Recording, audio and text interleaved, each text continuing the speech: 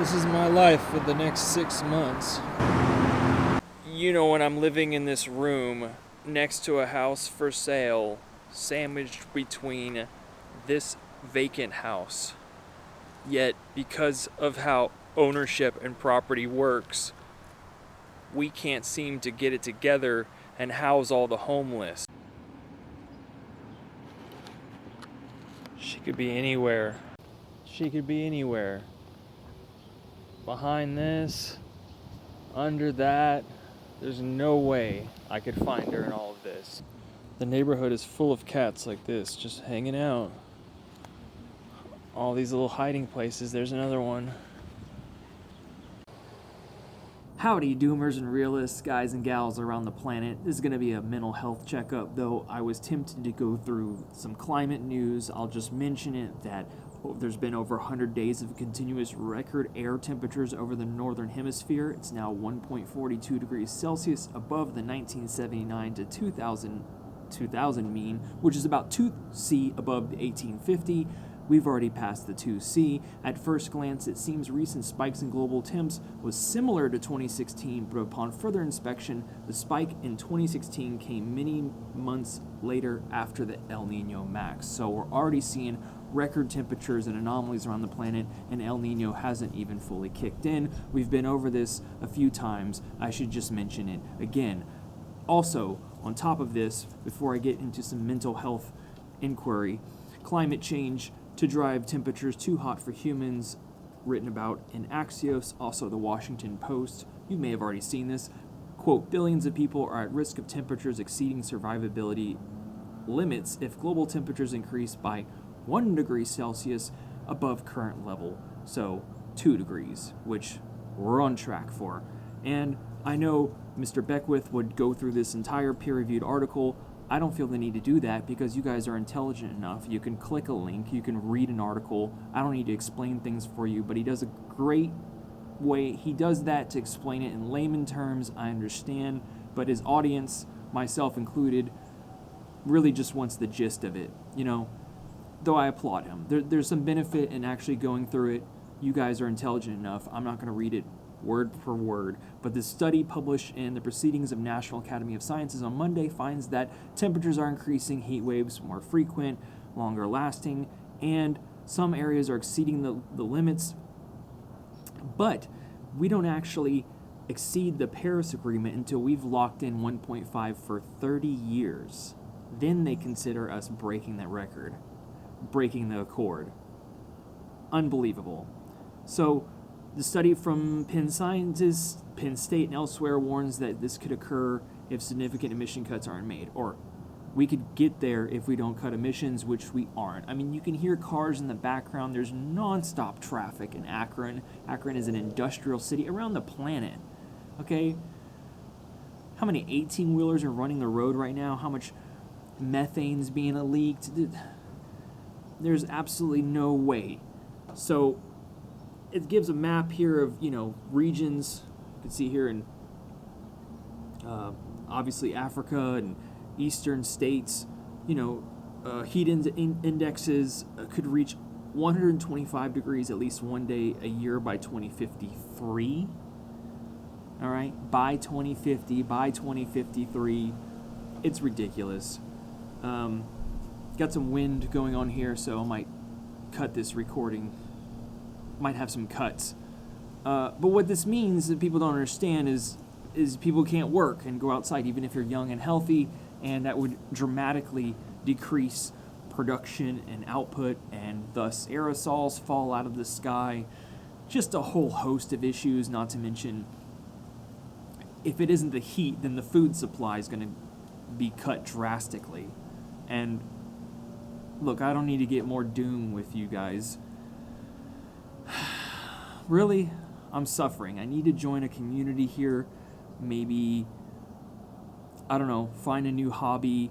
I'm in a bargaining phase right now about losing my cat. It's been a little over 2 weeks. I know. What's the big issue? There are millions of displaced children, a war going on.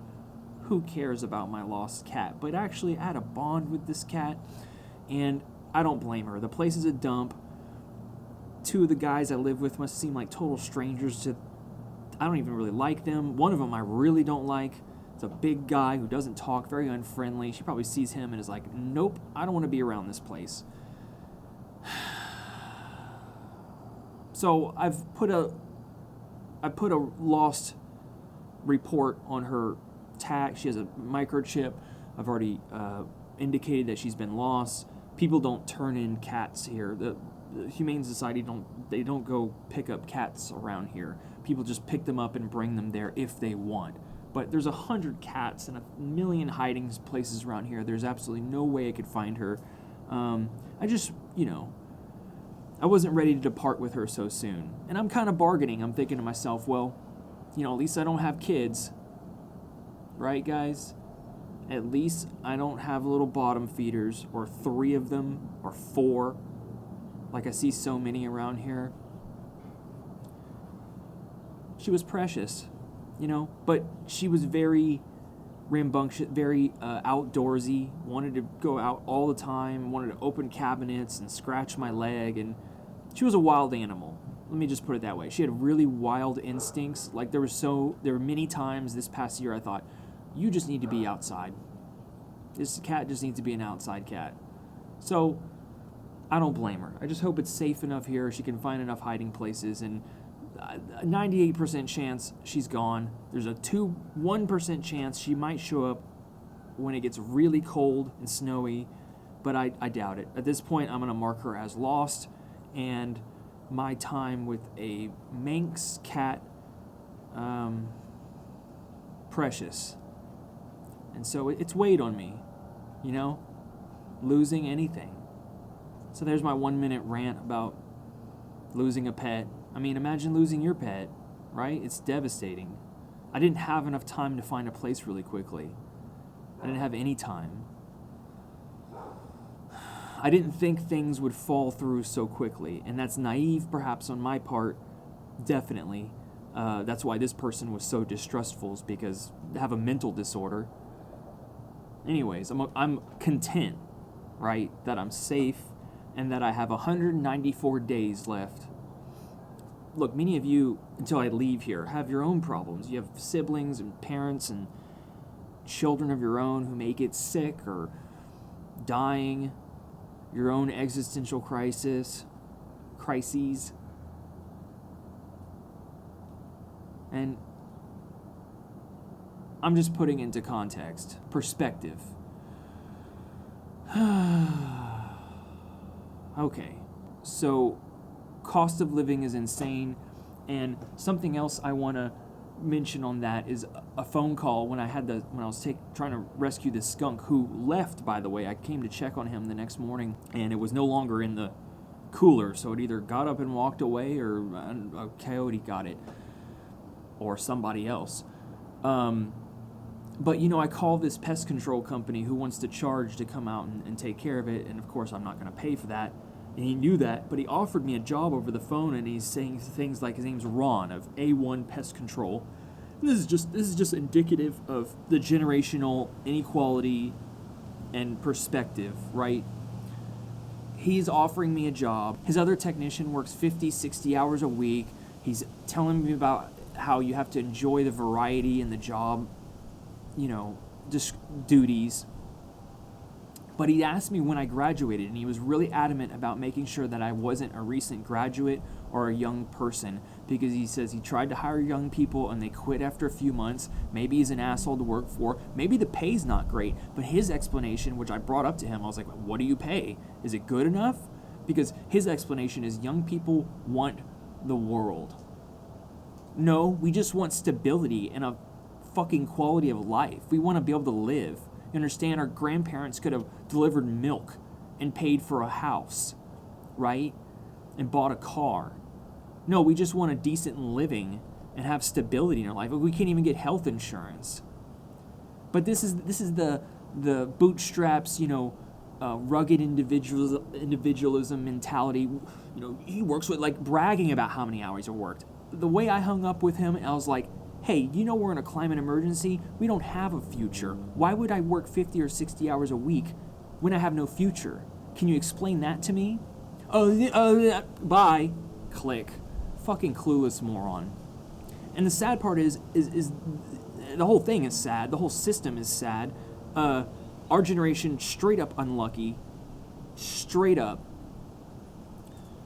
There's winners and losers in capitalism. Just cancel money. We should just cancel money and just suffer. We should just make everyone suffer for the rest of this decade, right? Maybe not. We're all going to suffer anyways. So, as you can tell, my mental health is suffering a bit today. I have no one to hug. I have a few people to call. Many of you. I can call you. You know, I know who I'm talking to. Who's out there. I know who's watching. And I know I only get I could barely get to 40. I've been producing 740 videos, and I could barely get to 40 likes, even though I tell you guys to mark like on the video. Like, it's discouraging some days. It's like, what the fuck am I even doing? What the fuck is this even for? Right? But then I bring it back. You know, I just lost my cat, and I'm living in a dump with an asshole and another weirdo. And my landlord, you know, calls me boss. I feel like I'm asking too much sometimes, you know. Has 6 kids, you know, maybe a few more years. Like, this cost of living, the fact that people are working dozens of hours, you know, to 50, 60 hours a week for cleaning boomers' gutters, you know.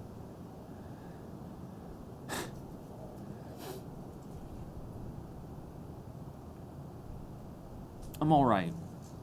Some days are hard, and I'm getting off marijuana, and it's been the first day, and there's usually a few days where I can't sleep well when I get off of it, and so I'm testy, I'm moody, and I'm bargaining, you know, about losing my cat.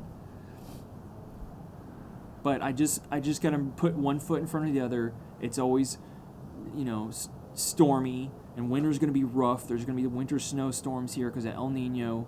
But I'm counting down the days. 194 days or 6 months, basically, and I leave this shithole, and I go up to a beautiful location, a cabin, where I can finally rest my foot, because, you know, all honesty, I make $400 or $500 sometimes $350, $400 or $500 a week, but that's not enough. It all goes to food. I mean, in order to take care of this body, right, these muscles, it costs like $30, $40, almost $30 a day. You know, and to be able to cook and meal prep and then work. It's like, what is the point of having brains or a healthy body? I mean, I had some young guys, some restaurant tell me, they're like late teen, you know, 20, 22. They told me I look like 24 or 26 years old. And I was like, wow, it's the best compliment. I do take care of myself. But at the same time, it's like, what for? If my intelligence is ignored in public, if being healthy, like, it serves no, that's why people just let themselves go, you know, and just get messed up, or any number of things. So, some young kids walking around me. This is a rant. I know. It just, sometimes it feels like, you can tell, like, what the fuck is the point of taking care of this, of remaining strong? But I'm looking forward to the next thing. The next thing is serenity, is peace, and letting my soul relax for a few months. I've been working nonstop every single week for the past 7 or 8 years. The only few days I took off was when there was a bad enough snowstorm here. You know, but I had to pay off my car. That was like $8,000. Insurance, food, in order to feed this body, this calories for my, you know. Again, you guys really pulled through. I'm not complaining too much, you know. Just things are clearly fucked up socially, politically, financially, generationally, and the amount of, you know, crap that's out there. Still making video games, people still having kids.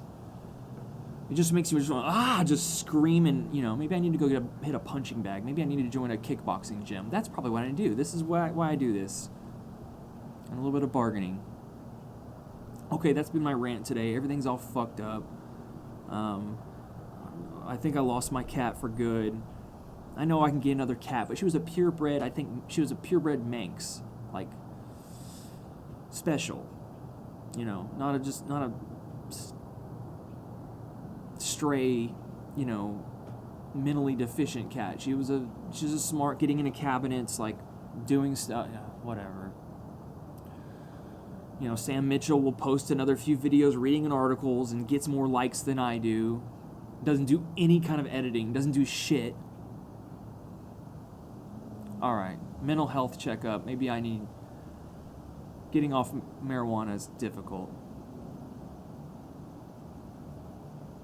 I appreciate you guys. If you made it this far, you're my friend.